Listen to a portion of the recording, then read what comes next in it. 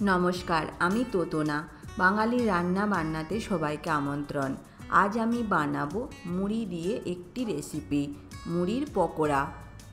যদি আপনাদের এই রেসিপি ভালো লাগে অবশ্যই লাইক বা কমেন্টের মাধ্যমে জানাতে পারেন, পারলে শেয়ার করবেন। আরও এই রকম নতুন নতুন রেসিপি পেতে আমার চ্যানেলকে সাবস্ক্রাইব করতে ভুলবেন না। তাহলে দেখে নিন মুড়ির পকোড়া বানানোর জন্য আমি কি উপকরণ নিয়েছি।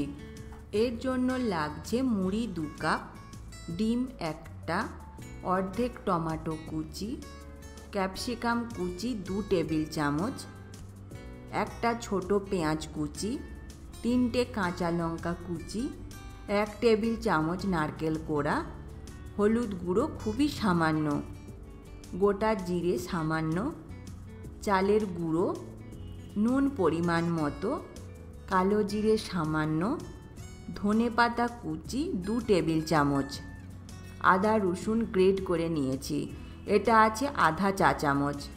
কিছু বাদাম নিয়েছি, বাদাম প্রথমে শুকনো কড়াতে ভেজেছি, তারপর খোসা ফেলে দিয়ে দুভাগ করে নিয়েছি।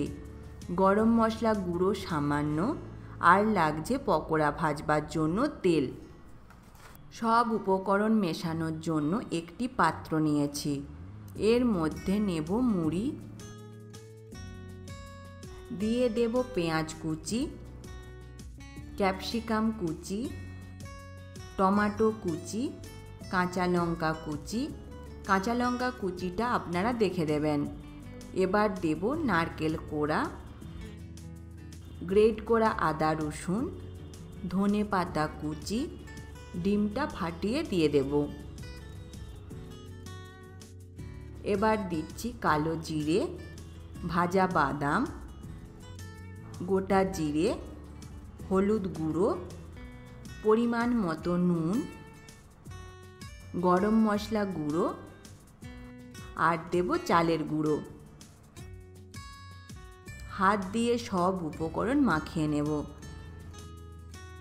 চালের গুঁড়ো অল্প অল্প করে দেবেন। সব উপকরণ ভালোভাবে মিশিয়ে নিয়েছি।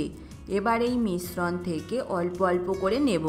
বেশি করে নিলে ভেতরটা ভালোভাবে ভাজা হবে না। গোল গোল পকোড়া বানাবো। এইভাবে সব পকোড়া বানিয়ে নেব। পকোড়া ভাজবার জন্য তেল গরম হতে দিয়েছি। তেল ভালোভাবে গরম করে নিতে হবে। এক এক করে দিয়ে দেব পকোড়া। এবার আঁচ কমিয়ে দেব। পকোড়া ভাজতে হবে আঁচ কমিয়ে, না হলে ভেতরটা ভালোভাবে ভাজা হবে না। উল্টে পাল্টে লাল করে পকোড়া ভাজবো।